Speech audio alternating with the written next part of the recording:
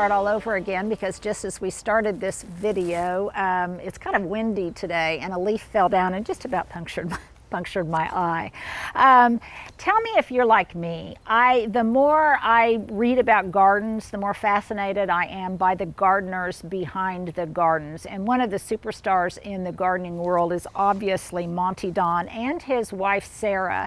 And I've been reading about their gardens and really the pilgrimage of how they established their garden over time, moving from one place to another, and how it lists on the cover of the book that the Jewel Garden, a story of despair and redemption, it really adds complexity and layers to someone who is much more than just a gardener. He's also a beautiful writer.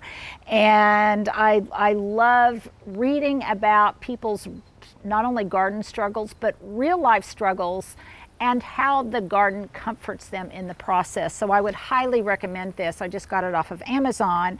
And so it's kind of been almost like a workbook for me. I'm making notes in it, I'm highlighting things.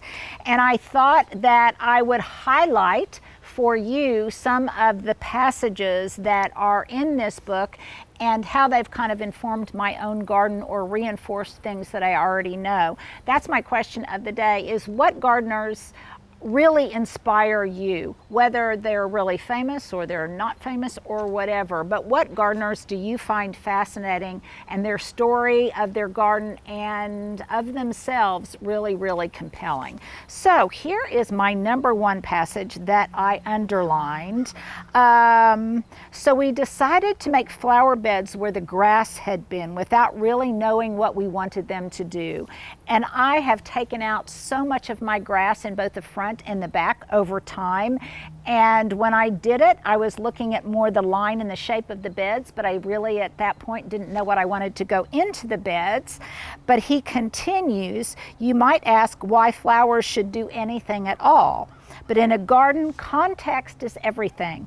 And this is so interesting to me because it's a large part of the book that I just wrote about gardens don't happen in a vacuum, they happen in a context. No plant has meaning unless it relates to its neighboring plants, hedges and trees, paths, walls or fences surrounding buildings, and even the quality of the light, especially the light. What looks great under a Californian or Mediterranean sky can look stranded further north. So knowing the context of where you live, whether it's in a neighborhood or in the country, what kind of climate you live in, what geography, what the quality of life is where you where you live, what the availability of resources is, all informs the type of garden that you have. And so it's all about context, both how the garden is and how it grows, but also everything within the garden and how it relates to what else is in the garden. And there is no better way that it could be put than out of the mouth of Monty Don. So that's one way that it really, really resonates with me. So let's move on to another passage. Well, if you followed me for any length of time, you know that I'm a huge advocate of recording what goes on in your gardens, and as does Monty Don in his book. I got up about 5 this morning and I was reading passages from this book, and this one spoke to me because it's not just about recording what is growing and your successes and your failures in the garden in terms of plants and plant material, but it's just about what is happening in nature at that point in time in that particular year, and also a comparison from one year to the next. So I love this, that he says, beautiful morning, birds singing, 5:45, light by 6. So he was recording not just what was happening in the garden, but also the ambiance of what was happening in the garden. When light first fell, or light was first lost in the evening, and also what time the birds started singing, because that's such a seasonal component. He talks about the primroses are fantastic but starting to grow out. The violets are starting. Snowdrops almost completely gone, but took a week to go from everything to nothing. And isn't that so true? That it's the progression of things, but they're so fleeting and they're so ephemeral. Tulips are showing first snowflake, hawthorn breaking all over the place, but oddly irregular. And I just love his characterization of the environment in which the garden is growing, but also specific things that are blooming and flowering and also expiring and past their prime at that point in time of the calendar year. So if we start thinking about our garden records as something even a little bit more poetic rather than just like a manual where we're recording things that happen and did not happen, but in a more poetic way, I think it really captures the seasonality of our gardens and how special they are to us. He's got a passage about autumn that I absolutely love. Again, it speaks to the seasonality of things, but it also really captures that period that's pre-fall but post-summer. He talks about autumn. In the first week of September, the summer holidays are over and a new year begins. Because really the beginning of the gardening year, I think, begins in the fall, not necessarily in the winter or spring. All change. New year, new form, new school, new season. The garden often seems unaware of this, carrying on its summer ways, but it is on borrowed time. Somehow it is easy to treat September as an extension to August or a prelude to October. I love that. But it is as distinctive a month as any and has its own quality of light that is more fragile than the glare of summer or the rich honey slant of autumn. It is this light that you easily forget. I really love September because the pressure is off. I love this passage because it so captures September as really being a transitional month between the end of summer, the beginning of fall, but it has a sweetness all of its own, even if it's still brutally hot like it is here, brutally windy like it was this year in September. But now that October's here, I can look back and realize that it didn't happen all at once, that light just so subtly changed from August to September, and to appreciate each month and each day of that month and how the season changes and progresses and has its own little gardening gifts. He's just such a beautiful writer. Boy, did this passage really speak to me. Moving plants is our weakness. We rearrange them until it feels right and the plant is happy. I call it 3 strikes and you're out. But there are always failures. Penstemons, campanulas, and lobelias have never done well for us despite moving them around to find the ideal spot. We now know what grows well here, and increasingly I feel that straining to grow a plant that does not feel at home in this garden is a waste of time. And I think if I've learned anything over my years of gardening, it is that I need to grow what wants to grow here. And if I have to struggle to make it successful, then I really need to reconsider my choices and my plant material decision making, because it really, to be happy, and for me to be happy with it, it needs to grow where it wants to grow. And I'm willing to move things around 2 or 3 times to find just the right microclimate within my own garden. But beyond that, I'll give it 3 strikes and then it's out of here. And if it doesn't want to perform, then might it perform, well in somebody's garden down the street? It might. And in that case, I will gift it to them. Or I will gift it to somebody in a completely different zone where it will grow better.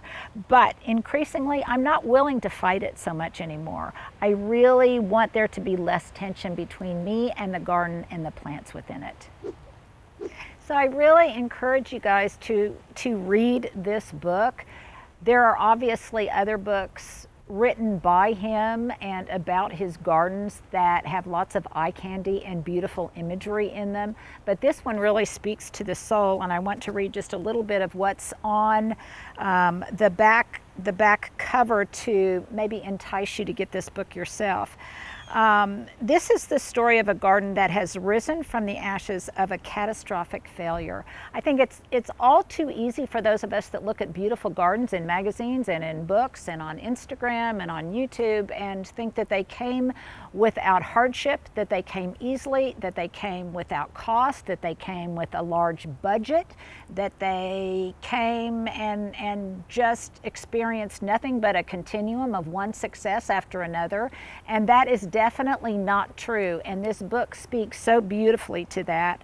It says, in the mid-'80s, Monty and Sara Don's jewelry design business was the toast of fashionable London. But like so many entrepreneurs during those heady days, they had overreached themselves and they were heading for a fall. Soon they were plunging in a vortex of debt and depression. They lost everything. Monty and Sara recall this traumatic period with unstinting honesty. They also tell the magical story of their jewel garden, a part of their Herefordshire plot that is planted with particularly colorful flowers and draws on their years in the fashion business. The jewel garden is Monty and Sara's means of making peace with their messy past and a bold expression of their shared passion for life. So gardens are very much an expression and a manifestation of what is going on in a person's life, how they have managed to overcome and endure all sorts of things.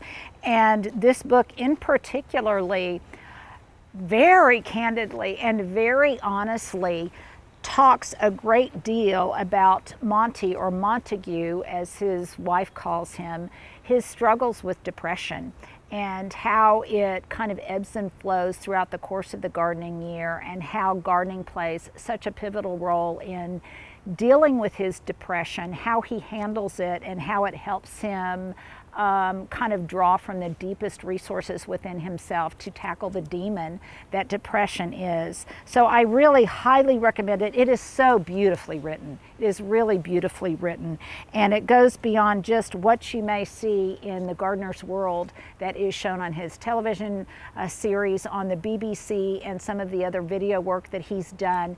It is just has so much more depth to the gardener behind the garden.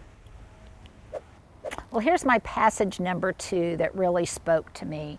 When I started to garden at this house, I didn't know exactly what I wanted, but I did have a certain kind of dream garden, and that dream garden to me was very much, I think, inspired by Rosemary Vary's garden and her famous potager there at Barnsley House. So I had kind of a dream of a garden and how it might unfold, despite the fact that I knew absolutely nothing about design or about horticulture in general. So he says that all the while that I was scything and raking, I was scheming and dreaming, working myself into the place. They say that if you want something enough, it will happen. But this is only half the story. Just wanting is not enough. You must dream it too. If you can dream every square inch of a garden, every day of its year, and every flavor of its season, then you can make it happen.